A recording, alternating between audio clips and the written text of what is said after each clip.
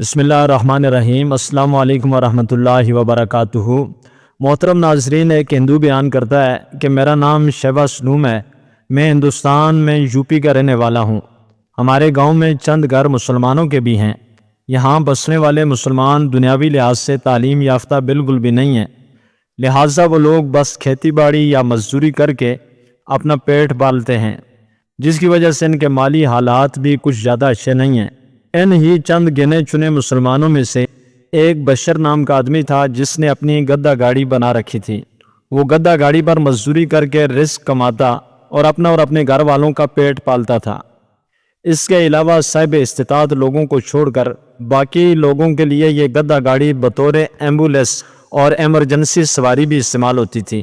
بشر نے چہرے پر داڑھی سجا رکھی تھی، مگر پورے گاؤں میں وہ واحد شخص تھا جو عید پر بھی مسجد نہیں جاتا تھا۔ میں نے اس سے کبھی نماز پڑھتے نہیں دیکھا، البتہ ویسے ہر وقت سر پر امامہ اور ہاتھ میں تسبیح لیے رکھتا تھا۔ اس کے ہونٹ ہلتے رہتے تھے، جس سے صاف ظاہر ہوتا ہے وہ کچھ نہ کچھ ذکر کرنے میں مصروف ہے۔ میں نے ایک دن اس کو اپنے گھر مزدوری کے لیے بلایا تو اس سے مسجد نہ جانے کی وجہ پوچھ لی۔ میری بات سن کر وہ شخص یوں سمجھے رو پڑا اور کہا شاید اللہ تعالیٰ کو منظور نہیں کہ میں اس کے آگے سجدہ کروں۔ مجھے گردوں کی پرابلم ہے، جس کی وجہ سے میرا چھوٹا پیشاب پر قابو نہیں رہتا، ہر وقت قطرے نکلتے رہتے ہیں، جبکہ مسجد جانے کے لیے بندے اور لباس کا پاک صاف ہونا بہت ضروری ہے۔ یہ بات کرتے ہوئے بشر کے چہرے پر افسوس، رنج و ملال اور بے بسی کے سارے نظارے نظر آ رہے تھے۔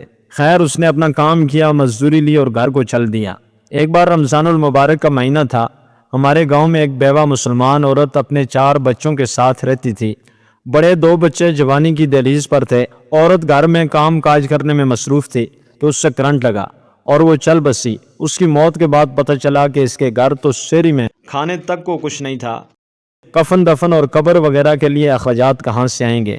تمام مسلمانوں نے حد المقدور کوشش کی اور چندہ جمع کیا، مگر وہ پیسے بمشکل قبرستان کی کمیٹی سے قبر خریدنے کے بن سکے۔ کفن وغیرہ خریدنے کے لیے اب بھی مزید پیسوں کی ضرورت تھی، اور اس ضرورت کو پورا کرنے کے لیے بشر نے اپنی گدا گاڑی بیچ دی اور ان پیسوں سے مرحوم مسلمان عورت کے کفن دفن کا انتظام کیا، اور باقی پیسوں سے ہاتھ سے چلنے والی 2 ریڑیاں خرید کر ایک پر خود پھل فروٹ لگا لیا، جبکہ دوسری پر ان یتیم مسلمان بچوں جن کے والدین گزر چکے تھے، گھر میں کمانے والا کوئی نہیں تھا، ان میں سے بڑے بچے کو سبزی لگا کر دی۔ بشر سارا دن اس لڑکے کو ساتھ ملا کر مزدوری کرتا، شام کو دونوں اتنے کما لیتے کہ دونوں کے گھر روٹی بن جاتی۔ میں نے بشر سے پوچھا کہ تمہارا اچھا بھلا گدا گاڑی کا کام چل رہا تھا، تم نے محض ایک مردہ عورت کا تن ڈھانپنے کی خاطر وہ کیوں بیچ دی؟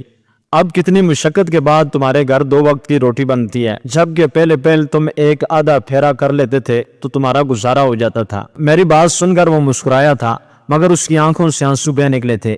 اس نے کہا تھا کہ امت مسلمہ کی اس بیٹی کا کفن میری گدا گاڑی اور میرے گھر والوں کی پیٹ پوجا سے کہیں زیادہ ضروری تھا، لہٰذا میں نے وہی کیا، اور میرے اللہ تعالیٰ کا وعدہ ہے کہ رمضان میں کیے گئے اچھے عمل کا اجر کئی گنا زیادہ ملتا ہے، اس لیے اللہ تعالیٰ نے چاہا تو اللہ تعالیٰ میرے لیے کوئی بہتر سبب پیدا کر دے گا۔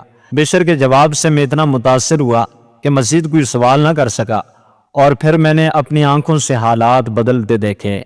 میں نے دیکھا کہ ریڑھی بان بشر نے اسی یتیم بچے کے ساتھ مل کر ایک دکان کرائے پر لی۔ اس دکان میں سبزی پھل فروٹ لگائے۔ کچھ ہی سالوں میں وہ دکان انہوں نے خرید لی، اور پھر ہر سال ایک دکان میں اضافہ ہوتا گیا۔